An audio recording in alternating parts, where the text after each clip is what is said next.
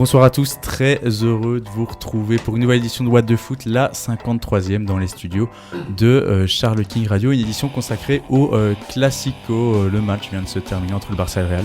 Score final 0-0, on en parle tout de suite avec nos chroniqueurs. Pour ceux qui nous suivent sur YouTube, je rappelle que vous pouvez trouver le sommaire précis de cette émission dans la description de la vidéo. D'ailleurs, n'hésitez pas à réagir en commentaire aux remarques de nos chroniqueurs. N'hésitez pas non plus à liker la vidéo et à vous abonner si vous nous découvrez.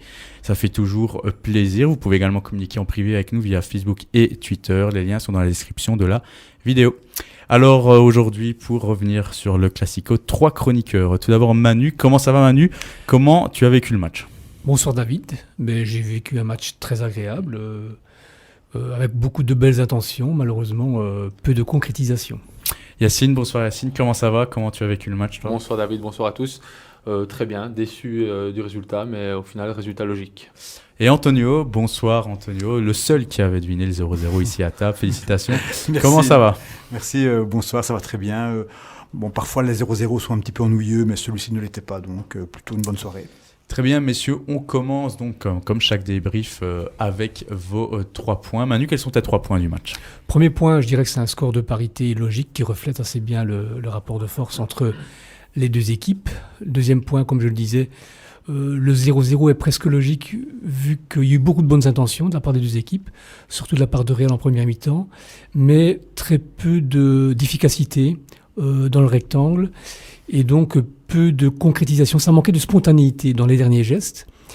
Et mon troisième point, aujourd'hui Ramos a égalé une légende, Manolo Sanchis, dans le nombre de classicos joués. C'est 43 pour les deux joueurs, c'est le record, et Messi est à 42. Yacine, tes 3 points. Moi, mes 3 points concernent principalement le Real. Tout d'abord, la technicité du Real. Je pense qu'ils étaient un cran au-dessus du Barça. Il y avait beaucoup moins de déchets dans leur jeu. Ensuite, un petit peu plus négatif, c'est Mendy. Défensivement, il était présent, même si on va dire qu'il n'avait pas grand-chose à faire. Mais offensivement, il doit travailler ses centres et il y a eu pas mal de déchets à ce niveau-là. Et alors, un autre point positif du côté Real, c'est pour moi, c'est Gareth Bale qui a fait un match complet, très sérieux, très appliqué. Il manquait plus que ce petit but malheureusement hors jeu, mais sinon, très bon match de la part de Gareth Bale. Antonio, on termine avec tes 3 points. Mon premier point, c'est les relances de Ter Stegen en première mi-temps, qui étaient relativement précises, je trouvais, qui ont permis de casser quelques lignes, même si finalement il n'y a pas eu de suite. Mon deuxième point, c'est l'excellent match de Casemiro. Ce n'est pas une surprise, tant défensivement qu'au niveau technique, avec quelques gestes impressionnants. Et le troisième point, c'est plus l'ambiance générale dans les tribunes qui ne me paraissait pas, je dirais donc, très électrique. Un match aussi important, voilà. Donc le public s'est plus manifesté lors des lancers de ballon que durant le match, je dirais. Voilà qui lance donc le débrief du Classico. On commence toujours par les compos. Une compo du Barça avec Ter Stegen dans les buts, la défense Alba, Langlais, Piqué, Semedo, le milieu de terrain de Jong, Rakitic, Sergi Roberto et le trio d'attaque Griezmann, Suarez, Messi. Manu, là un choix de Valverde qui pose question, Busquets sur le banc. Oui, ça s'est étonné. On ne sait pas exactement ce qui s'est passé parce qu'on a reçu une première compo dans laquelle était Busquets et à la place de Rakitic. Et puis une deuxième où Busquets se retrouve sur le banc et c'est Rakitic qui reprend son rôle. Sergi Roberto reprend la place de Rakitic lors du dernier match. Donc ça, c'est quand même déjà une petite surprise. On attendait plutôt Sergi Roberto du côté du latéral droit. Et c'est Semedo qui a pris sa place malgré son manque de temps de jeu et de rythme, car il revient de blessure. Et puis, au niveau des avants, on a vu qu'en première mi-temps, Suarez et Griezmann alternaient leur poste. Donc on a vu en première partie de première mi-temps souvent Griezmann au milieu et Suarez sur le côté gauche. Et puis en deuxième mi-temps, les joueurs ont retrouvé leur place habituelle. La compo du Real, Courtois dans les buts. Ferland Mendy faisait son retour après sa suspension. En défense centrale, Ramos, Varane, Carvajal à l'arrière droit, Kroos, Casemiro, Valverde, Isco et Bale, Benzema. Yacine, une compo typique du Real. 2 changements par rapport au match à Valence, donc Ferland Mendy à la place de Nacho et Bale à la place de Rodrigo. Oui, Mendy, je pense qu'on s'en doutait, étant donné que voilà, il c'est plus sa place que Nacho, et d'autant plus que Marcelo n'était pas présent, étant blessé. Mais voilà, il a pris le poste titulaire. Et alors, Bale qui fait son retour. Ouais, Bale qui fait son retour, et il a très bien fait d'ailleurs. Donc voilà, quelques petites surprises, mais qui ont fait du bien. Et Valverde qui concrétise sa passe de titulaire dans un grand match. Il a failli marquer un très grand match. À noter, si je peux le permettre, effectivement, donc, dans cette configuration du Real, en perte de balle, Bale était clairement sur le flanc droit, donc ça constituait Valverde, un 4-5-1, je dirais, donc en perte de balle. On va en discuter ça dans l'analyse globale qui commence tout de suite d'ailleurs, avec une première mi-temps, avec un temps fort d'abord du Barça en premier quart d'heure, Manu, et puis le Real qui reprend la maîtrise. Je dirais que la première mi-temps a été plutôt dominée par le Real. Il y avait plus de maîtrise technique. Il y avait surtout une supériorité physique au milieu de terrain. On a revu plus ou moins le scénario du match de Valence, avec un début de match où le Real pressait très haut pour empêcher les sorties de balles. Avec Valverde en premier rôle du pressing aussi. Valverde, mais un peu tout le monde. Donc parfois, il y a les joueurs alternaient. Parfois Kroos, parfois Isco aussi était l'homme le plus avancé. Et puis, une fois que le Barça avait cassé cette ligne, il y avait un positionnement en 4-5-1, comme Antonio le disait, avec Bale vraiment sur la droite et Isco qui ouvrait le côté gauche avec Kroos. Mais je crois que c'était également voulu de la part du Barça d'attendre ce Real. Et le Barça opérait par à-coup, disons, par accélération. Donc on balançait devant et on essayait de gagner les seconds ballons. Et ça, ils l'ont bien fait, surtout Messi et Sergi Roberto, qui ont été assez dangereux entre les lignes. Mais c'est vrai que pratiquement toutes les actions dangereuses du Barça sont venues de Messi, qui a trouver son compère Alba, donc la connexion dont on parlait lors du preview a très bien fonctionné. Je dirais même que Alba était l'homme le plus dangereux du Barça en première mi-temps, avec 2 très belles occasions, notamment sur cette frappe de Messi et ce tir d'Alba légèrement à côté. L'assist de Messi qui était magnifique au-dessus de la défense du Real, c'est de ça dont tu parles, Manu. On va quand même se pencher aussi sur le gros temps fort du Real Madrid durant la première mi-temps. À partir du premier quart d'heure, j'ai carrément vu moi qu'il n'y avait que pour le Real au niveau des occasions plus franches. Antonio, Real très, très bien présent dans la deuxième partie du terrain, dans le camp du Barça, carrément, à partir du premier quart d'heure. Après le premier quart d'heure, où je pense qu'il était quand même à l'avantage du Barça, le Real s'est très bien repris et a même, je dirais donc, je ne dirais pas multiplier les occasions, mais on sentait bien quand même qu'il y avait plus de présence, et surtout physique. On voit clairement que donc au niveau des duels, Manu parlait des deuxièmes ballons. Dans le premier quart d'heure, c'est vrai qu'on a vu Messi en récupérer, mais je dirais à partir du deuxième quart d'heure, le Real était surtout les deuxièmes ballons. Non, quand je parle des deuxièmes ballons, je parle que les occasions du Barça, notamment l'occasion de Messi, à l'origine, ce sont des deuxièmes ballons qui sont gagnés. Je parle ici des duels. Ah bah non, moi je suis d'accord. Lorsqu'on compare le milieu de terrain du Real avec le milieu de terrain du Barça, physiquement, il est nettement à l'avantage du Real. C'est une des raisons pour lesquelles le Real était dominateur. Un petit peu à ce niveau-là, quoi. Donc clairement, quoi. Donc à l'image d'un Casemiro et Valverde, quoi. Donc extrêmement présent au niveau des duels et tout. Mais malgré ça, je dirais, ce qui est un peu paradoxal évidemment, on sentait effectivement le Real supérieur, on dirait pendant au moins 20-25 minutes, et pourtant, je dirais les meilleures occasions quand même étaient du côté de Barcelone, quoi. Donc avec celle de Messi et de Alba, et je dirais que le Real, à part la tête donc de Casemiro, je pense, ou Benzema, je ne sais plus. Les deux sont dans le coup. Dans le coup, je dirais c'est la plus grosse occasion de but du Real. Bon, voilà, c'est bien la preuve que des fois, la dominer ne veut pas dire qu'on se crée des occasions très très franches, quoi. Yacine, content de la première mi-temps du Real, ça faisait longtemps qu'on attendait comme ça un test pour le retour de Zidane. On en avait parlé l'autre fois, je pense que voilà, c'était un très bon test. Déjà, il fallait qu'ils se qualifient en Champions League avant, ils l'ont fait. Et il y avait les gros matchs, d'autant plus Valence et ici le Barça. Ils auraient pu être présents. 2 matchs nuls, finalement. Ouais, 2 matchs nuls, mais ils auraient pu être présents. Ils sont toujours premiers ex aequo avec le Barça. Donc voilà. Maintenant, comme tout à l'heure, je discutais avec Manu, c'est un match qui s'est déroulé de rectangle à rectangle. Je pense qu'il manquait ce petit brin de folie, ce petit geste, voilà, un peu. Il n'y a pas eu des actions de génie. Voilà, exactement. Il y a pas eu l'habitude de la part de joueurs aussi. Exactement. Aussi bon. Mais je pense, comme on en discutait, j'ai l'impression que c'était un match un peu contrôlé des deux équipes. Parce que, voilà, s'il y en avait une qui marquait, ils n'étaient pas vraiment pressés de marquer. C'était un match qui s'est joué de rectangle à rectangle. Donc, quand on regarde les gardiens, je pense qu'ils n'ont pas eu de grandes parades à faire. Et les défenseurs des deux côtés ont bien géré les attaquants de part et d'autre. Et finalement, Manu, on a l'habitude de voir ça au Camp Nou dans un Barça Real, j'ai l'impression. Plus qu'au Santiago Bernabéu. Une première mi-temps comme ça, assez fermée. Non, il y a des occasions, mais maîtrisées des deux côtés, très concentrées. Il y a très peu d'erreurs finalement. J'en ai pas vu. Beaucoup de sérieux. Mais je crois que finalement, vu la situation des deux équipes au classement et le fait que ce Classico se joue en décembre, le nul arrangeait un peu les deux. Faire matcher au Nou Camp, c'est toujours un très bon résultat, donc je pense que le Real est satisfait. Et puis le Real, le Barça, c'est qu'il est très à l'aise au Bernabeu. Ils ont gagné lors des 3 derniers déplacements en Liga, donc pour eux, rester à égalité avec le Real après ce match-ci, c'est pas du tout une contre-performance. Donc c'est la raison pour laquelle les deux équipes ne se sont pas vraiment livrées et il n'y a pas vraiment eu de prise de risque inutile. Surtout que l'air de rien, même si on est encore beaucoup trop loin de la fin de saison, mais ce 0-0, n'oublions pas qu'en cas d'ex-aequo, c'est quand même la confrontation directe avec un système donc en Coupe d'Europe. Finalement, le 0-0 n'est pas un mauvais résultat pour Barcelone non plus. Et s'il reste comme ça, c'est Barça qui est champion. Il suffit qu'il fasse 1-1 au Real et qu'il termine ex-aequo, Barcelone est champion. Donc, l'air de rien, je ne dis pas qu'il joue là-dessus, évidemment, quoi. Mais c'est clair qu'on a senti que il y avait une part donc de méfiance, clairement. Quoi. Donc, il manquait un peu de folie, de prise de risque peut-être, que si jamais c'était à 2-3 journées de la fin. Quoi. Donc, mais aucune des deux équipes ne s'est vraiment livrée.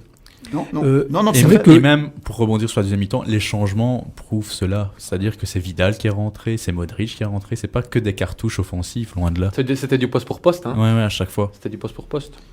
Une deuxième mi-temps, pour y rebondir et pour y venir, finalement, qui reprend sur un rythme assez lent, comme on s'inquiétait à la mi-temps, un 0-0, on dit ça va pas reprendre avec beaucoup de folie. Et finalement, le 0-0 s'est maintenu, Antonio. Oui, je dirais surtout le premier quart d'heure de la deuxième mi-temps était un petit peu effectivement beaucoup plus calme, je dirais. Et après, quand même, je dirais que Barcelone a remonté un petit peu. Via De Jong. Via De Jong, qui a fait quelques très belles accélérations, qui a apporté un peu de rythme. Et là, on se disait peut-être que ça pouvait tomber d'un côté comme de l'autre, parce que finalement, le Real en contre a eu une de belles occasions. Mais on s'est rendu compte qu'à un quart d'heure de la fin, les deux se disaient, donc...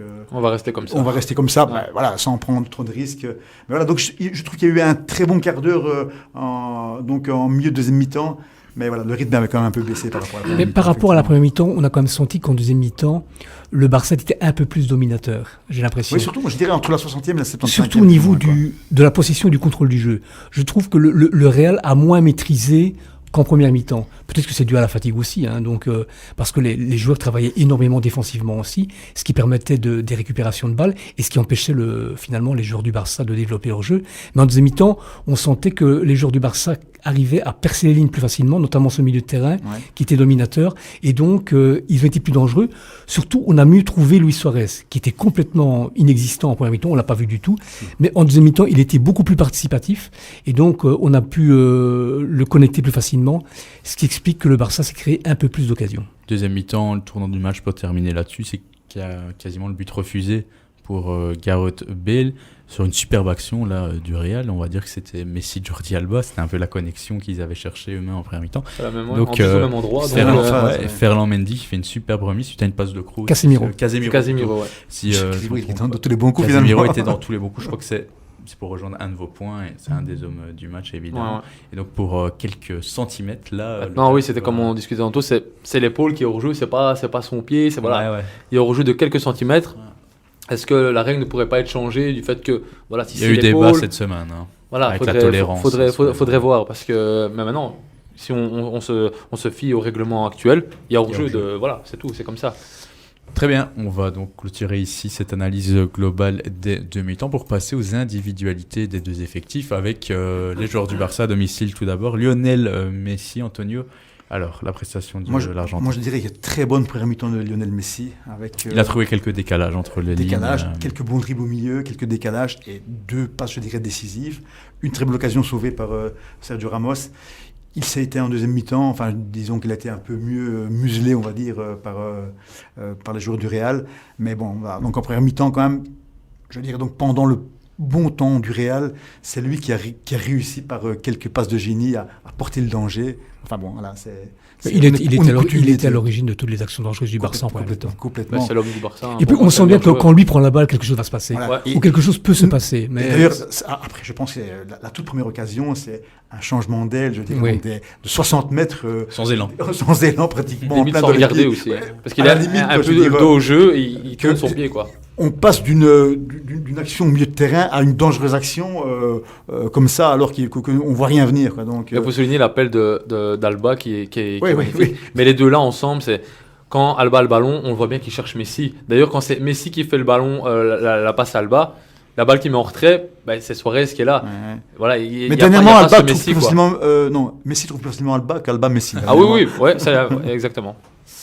Au passage, Messi est toujours le meilleur buteur du Classico avec 18 buts dans Di Stefano 14, Raoul 10, Suarez 9, CR7 9, ça n'a pas changé puisque je devais l'actualiser au cas où. Raoul c'est 11.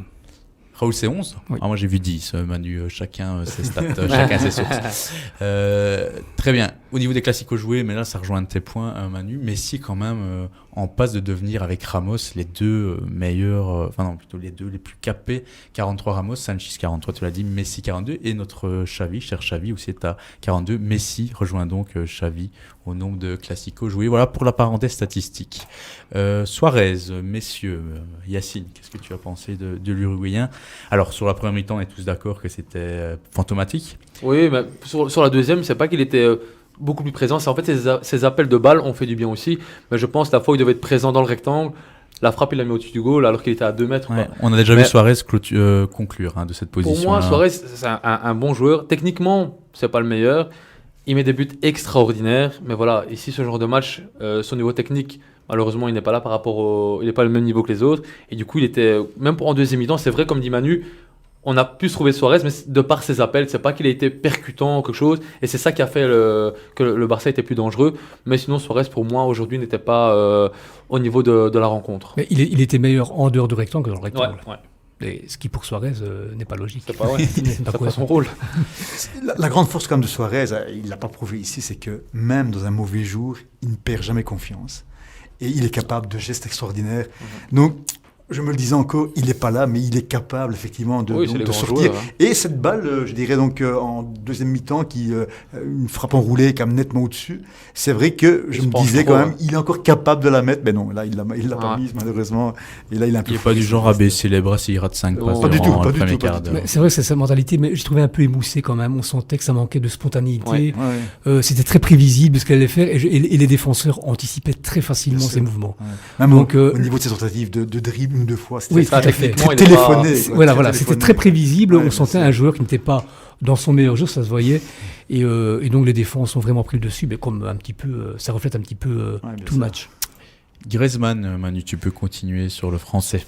Mais à l'image de sa saison, assez discret.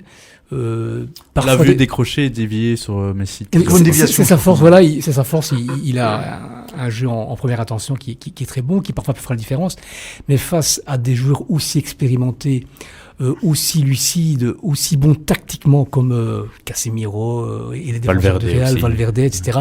Mais ça passe beaucoup moins facilement. Ça passe face à des joueurs moyens. Mais face au top, c'est quand même beaucoup plus compliqué. Donc voilà, Griezmann n'a pas été vraiment à la hauteur de sa réputation, mais je dirais que c'est le reflet un petit peu de sa saison. Antonio, on passe au milieu de terrain catalan. De Jong, l'homme le plus en vue au milieu. Je dirais première mi-temps plutôt effacé quand même, mais en deuxième mi-temps, par des courses, par des petites passes, franchement, il a accéléré le jeu. Ouais. Et il a même brillé, quoi, je dirais, donc, dans certaines actions. Et c'est à l'image du temps fort du Barça en deuxième mi-temps. Je trouve qu'il y a contribué beaucoup.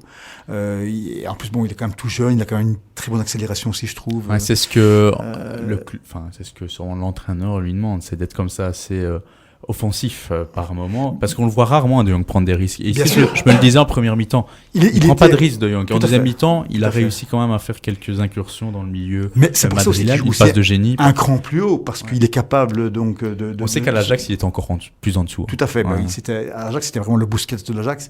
Mais donc, ici, quand même, il joue un cran plus haut, parce qu'il est capable, évidemment, donc d'éviter un homme par sa vitesse, par une passe. Et je pense qu'il a relativement bien fait en deuxième mi-temps. Mais je me demande si ça ne faisait pas partie des consignes. On n'est pas dans le vestiaire, donc ce ne sont que des suppositions. En premier mi-temps, je crois qu'il avait un rôle plutôt défensif. Il devait rester pour aider Rakitic. Et c'est Sergi Roberto qui a plutôt un rôle offensif d'infiltreur. Donc je me demande si ça n'obéissait pas une consigne de prudence en premier mi-temps, et puis attendre que les joueurs de Real baissent en intensité physique pour se projeter beaucoup plus en deuxième mi-temps. Moi, je crois que c'est plutôt ça, finalement, qui a fait que De Jong ait été beaucoup plus en vue en deuxième mi-temps qu'en première. Rakitic, Yacine, comment tu l'as senti le Croate? Bah, je l'ai senti bien, même si à mon avis le choix du coach de le mettre, voilà, ça s'est fait À en place de dernière Busquets, minute. hein. À la place de Busquets, ça se fait en dernière minute. Ça peut jouer dans la tête d'un joueur. Maintenant, comme a dit Manu, on n'est pas dans le vestiaire, on ne sait pas ce qui s'est passé. Mais je pense que voilà, il a été présent. Il a rempli son rôle, à la fois Voilà. physique, à la fois technique. Il n'en a pas fait trop, il n'en a pas fait peu.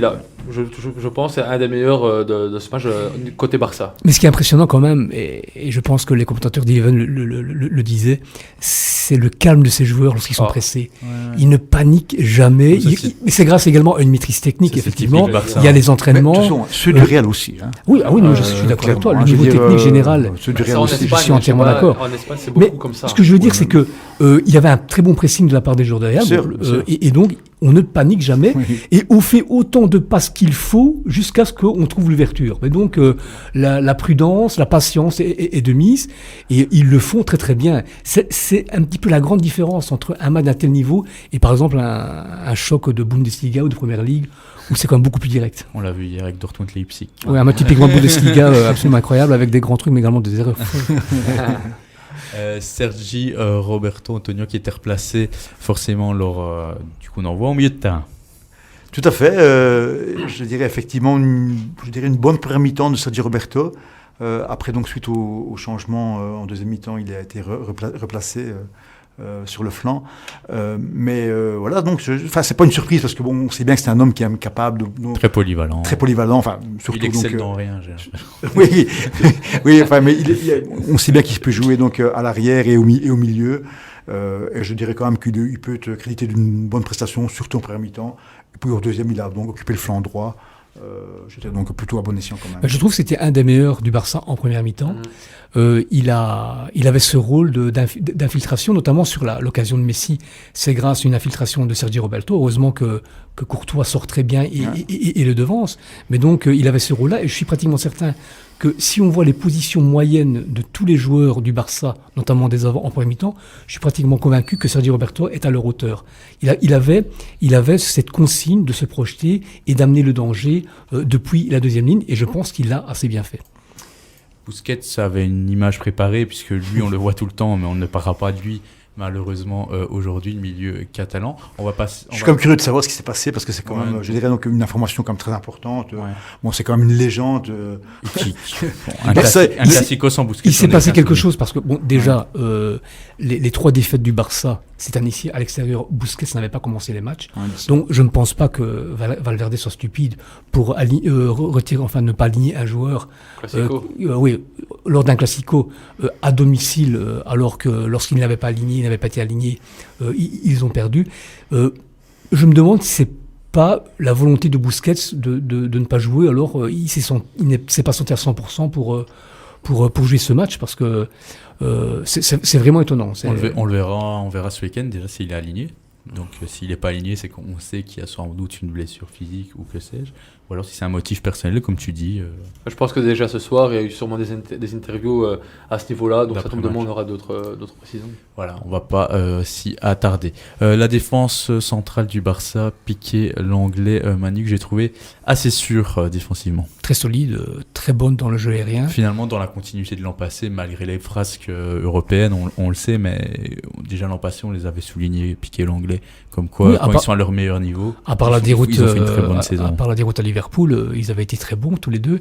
Et donc, le Real a essayé de procéder en première mi-temps par des centres, mais bon, ils n'y sont pas arrivés. Piqué et l'anglais ont été impériaux dans le jeu aérien.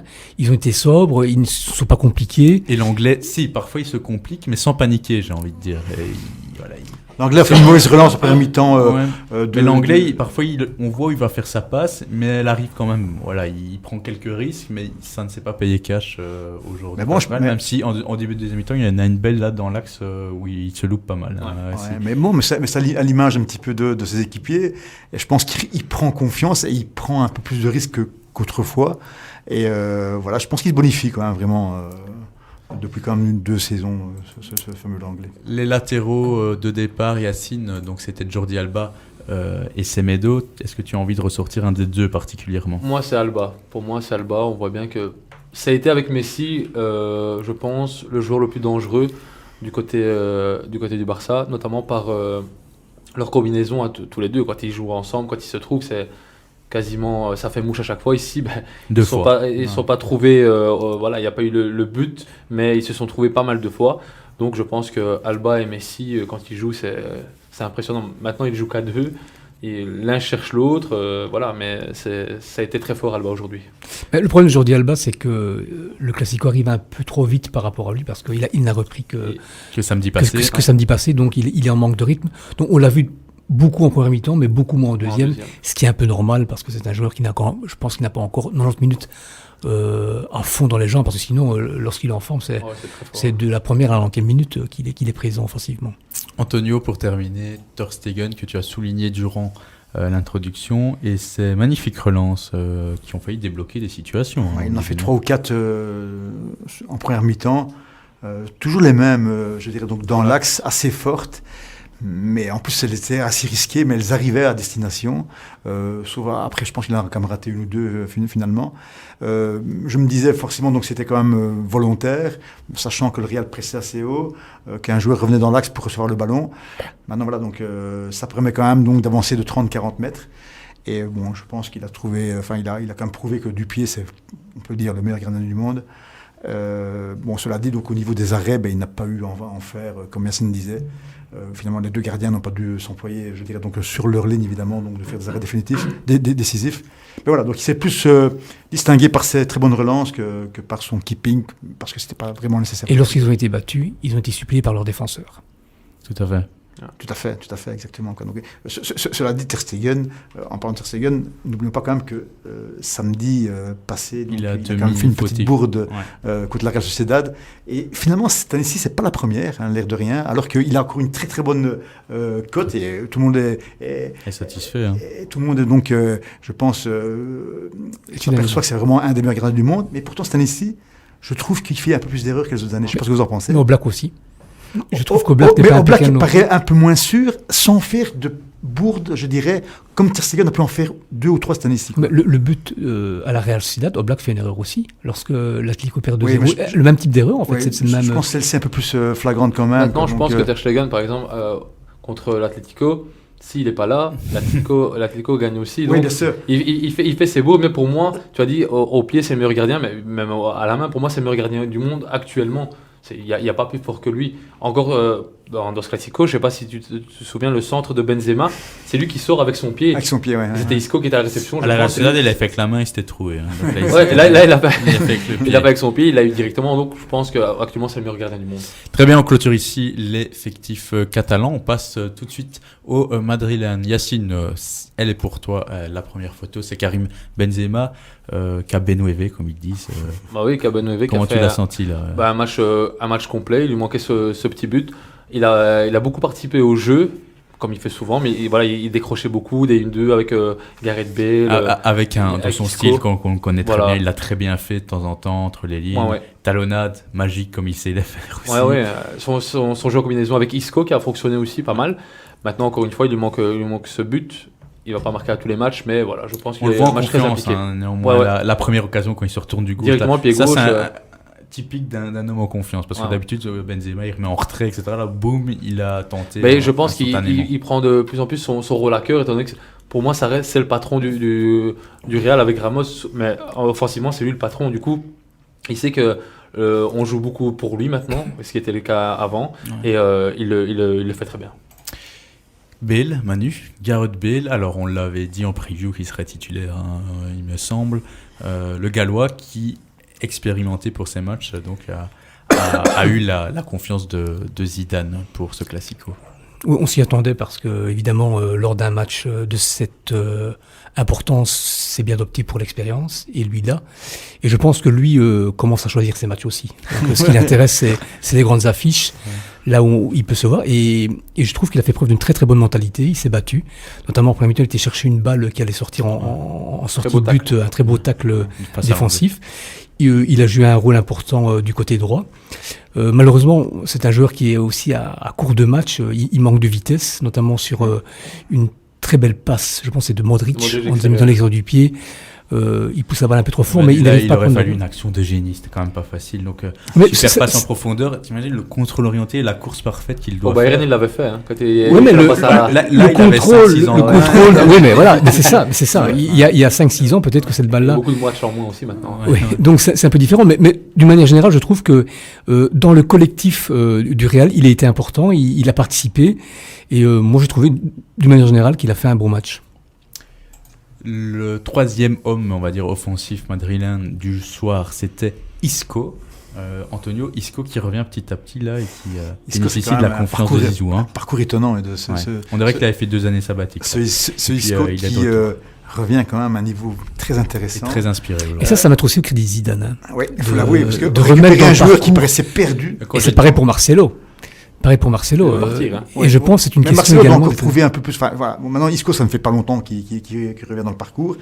Mais aujourd'hui, je dirais, même en première mi-temps, après c'est un peu forcé quand même, il a quand même fait preuve de pas mal de maîtrise technique, une ou deux talonnades toujours très intéressantes, comme il faisait dans ses meilleures périodes, quoi, clairement. Quoi. Donc, on a l'impression que tout d'un coup, il a récupéré confiance. Bon, maintenant, ça reste ici.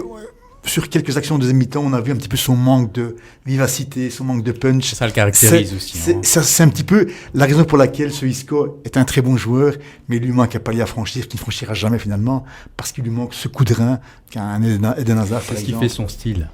Isco ne sera jamais Iniesta. Enfin, non, clairement. C'est peut-être à ça que tu fais allusion. Il est très fort peut-être sur les petits espaces, mais sur les longues courses. Bien sûr, sur un jeu un peu arrêté comme ça, il s'est gardé. C'est espagnol finalement. Clairement. Et il l'a pris en premier mi-temps quand même. Franchement, il a fait de très bonnes choses.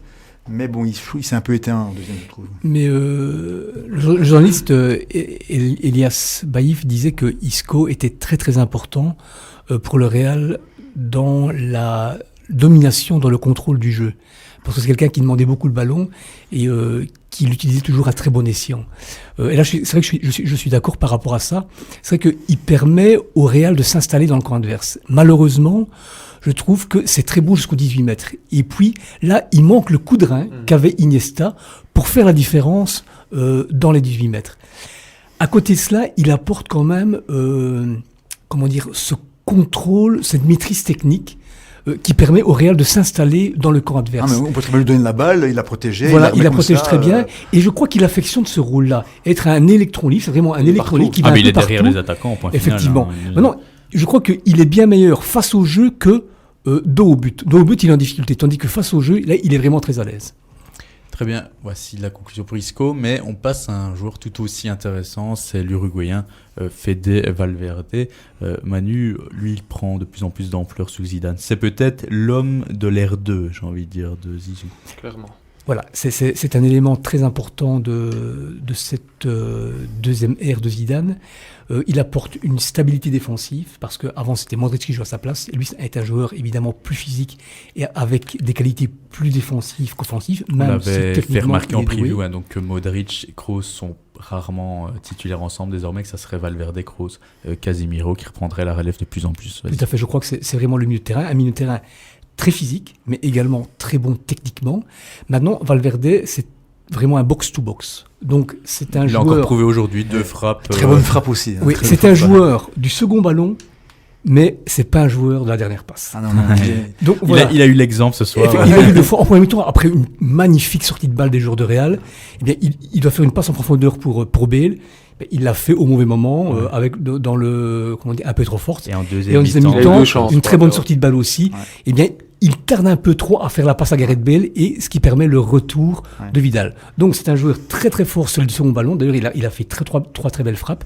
Mais sur l'avant-dernière passe, là, il est un peu moins à l'aise parce que c'est un joueur plutôt de profil défensif. Kroos, Toni Kroos, l'allemand, Yacine.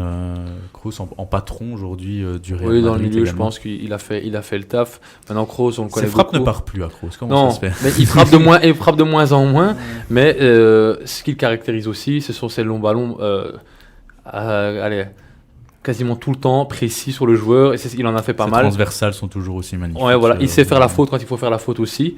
Il a récupéré pas mal de ballons aussi. voilà, c'est le jeu que Kroos fait, voilà, vraiment, c'est son jeu Lui- typique, quoi. Lui aussi, c'est un joueur que Zidane a récupéré. C'est ça, parce que- j'allais dire, on a eu un débat sur Kroos au niveau Il a des chapeaux prolongé, d'ailleurs, il a et prolongé. des milieux de terrain, il me semble. On disait, est-ce qu'il ne faudrait pas un vent de fraîcheur pour Kroos, une nouvelle aventure? Zidane est revenu et qu'est-ce qu'on voit? Kroos titulaire. Donc finalement, c'est Kroos qui bénéficie de la confiance de Zidane Mais c'est- et Modric qui me paraît finalement le Ouais. quatrième homme. Hein. Mais c'est lui qui dicte le tempo. D'ailleurs, Casemiro a dit qu'on joue au rythme de Kroos. Ouais, Quand c'est on vrai. accélère, ben, c'est Kroos qui accélère. Et lorsqu'il faut poser le jeu, c'est également Kroos qui le détermine. Et moi, je pense qu'il a un rôle très important. Il apporte de l'équilibre, il apporte de la précision technique. Et je pense que lui aussi contribue grandement à la maîtrise technique du Real au milieu de terrain. On sent que le Real et Zidane veut dominer les matchs au milieu de terrain. Et c'est vrai que souvent, la bataille, un match se joue au milieu de terrain. Et donc, et Kroos à ce niveau-là, il est très bon aussi. Mais sous l'ère de Zidane, je pense que c'est ce qui faisait la force du Real, c'était déjà le milieu de terrain avec Modric en meilleure forme.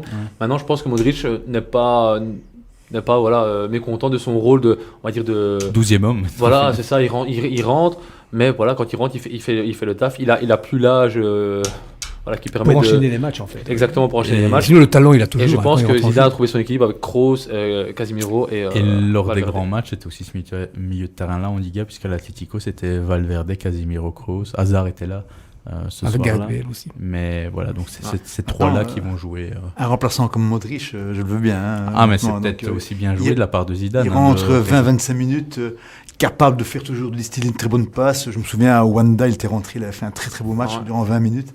Et ici, bon, il a quand même fait une passe de l'extérieur du pied qui était quand même magique aussi, Ouais. même si c'était très difficile. Voilà, c'est quand même. Et ça, c'est un renfort du Real, clairement, par rapport à l'année passée. C'est qu'ici, ils ont quand même 4-5 minutes de terrain.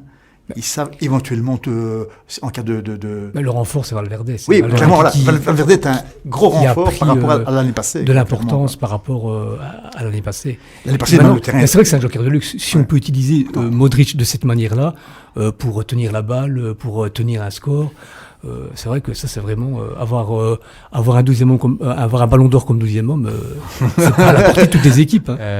On va passer peut-être à l'autre grand milieu de terrain du soir, Antonio, Le c'est tank. Casemiro.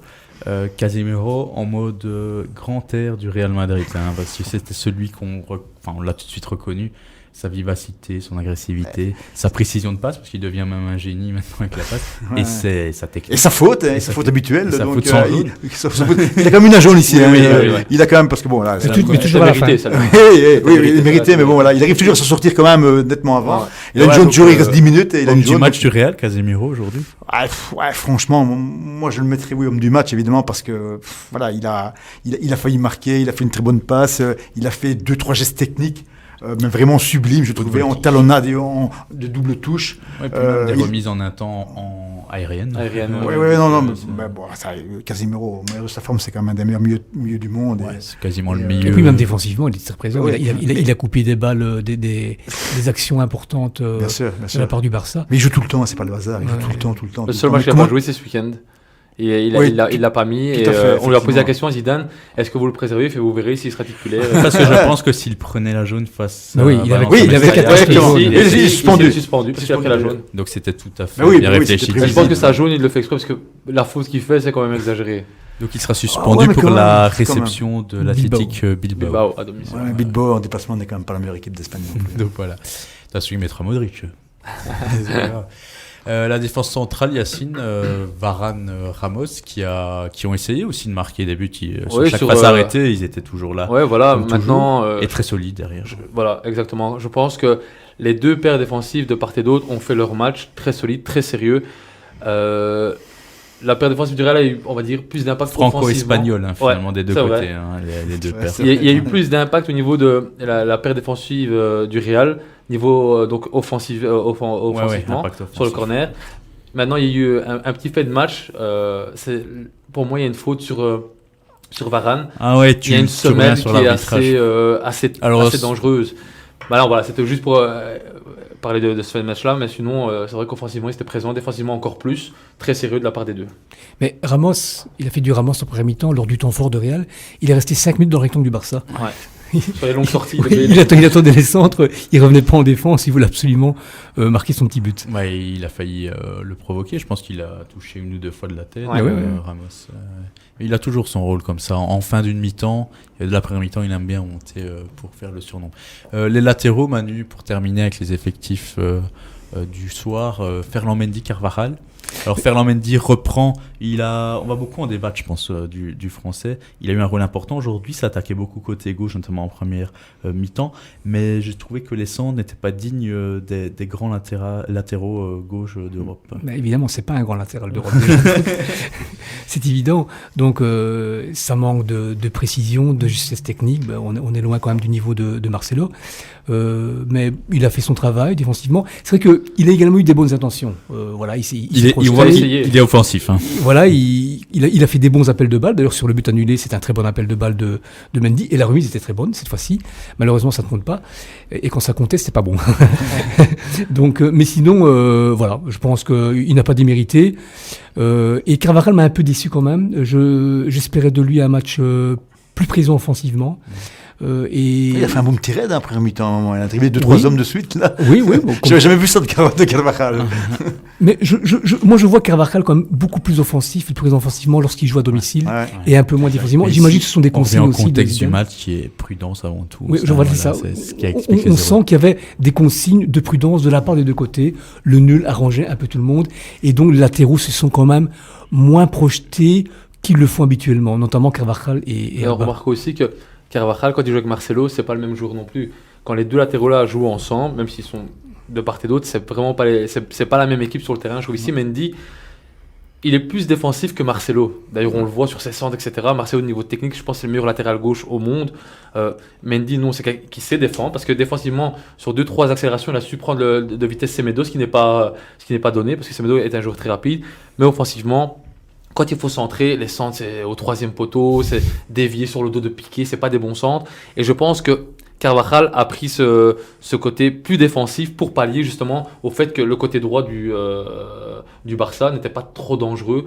Il n'a rien eu à faire, Mendy. Du coup, je pense qu'il a pallié du fait de rester un peu plus rester défensivement et apporter de temps en temps 2-3 centres, quoi.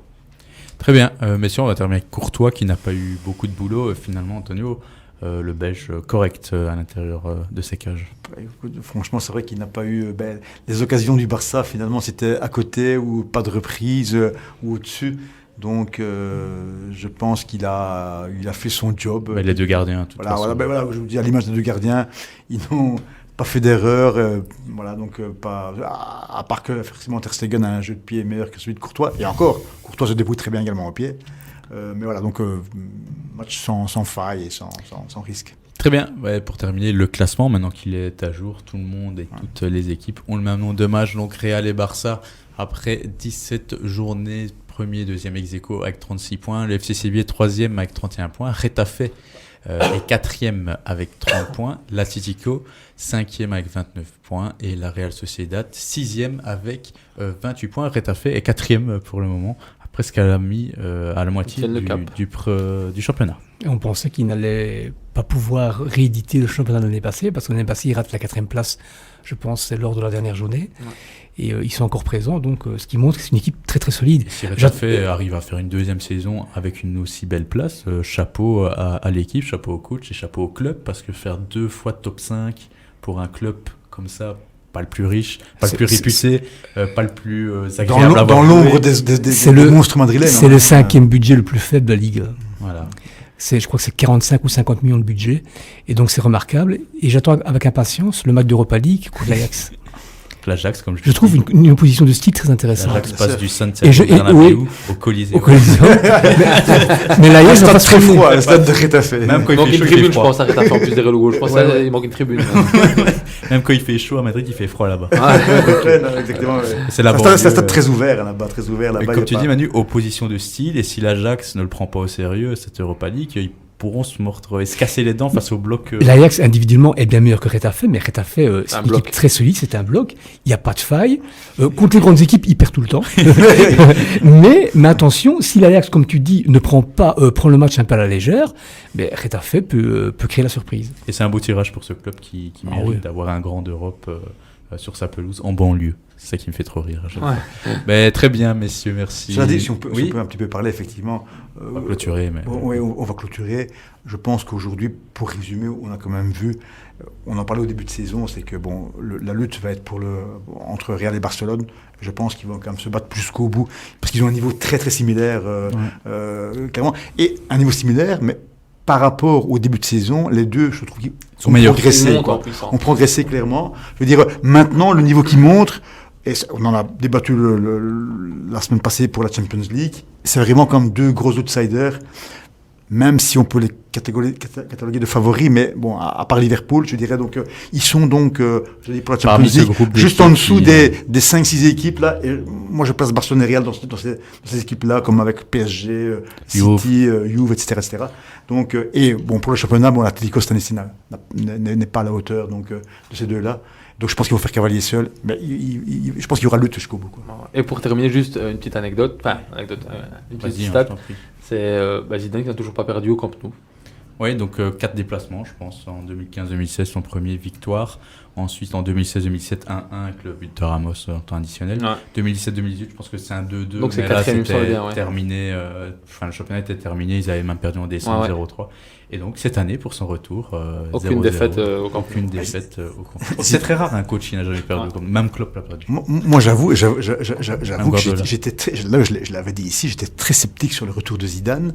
Et au début, je pense qu'il a confirmé mon scepticisme, mais là, depuis quand même un mois, et à l'image des Kroos et des Isco, là, on peut dire qu'il apporte quelque chose. Et bon, maintenant, on verra la suite parce qu'on est qu'au mois de décembre. On va passer à la nouvelle année. Hein. Voilà, exactement. Mais bon, il est clair que pour l'instant, évidemment, donc son retour, finalement, je dirais donc, c'est du positif pour le Real, en tout cas actuellement, quoi. Très bien, on clôture ici. Donc, dommage pour le spectacle. On aura débriefé 3 grosses affiches de Liga cette année. Un seul but en 3 matchs. Atlético Real 0-0. Au score nul et vierge. Atlético Barça, il a fallu attendre la dernière minute quasiment. Et le Classico 0-0, c'est magnifique, c'est une belle pub. Liga. On se retrouve très vite, messieurs, pour une nouvelle édition. Merci d'avoir débriefé en soirée ce Classico. Et quant à vous qui nous suivez, je rappelle que vous pouvez trouver l'émission en audio sur le www.radiocharleking.be sur la chaîne YouTube What de Foot. Donc à très vite pour une nouvelle édition. D'ici là, portez-vous bien. À bientôt.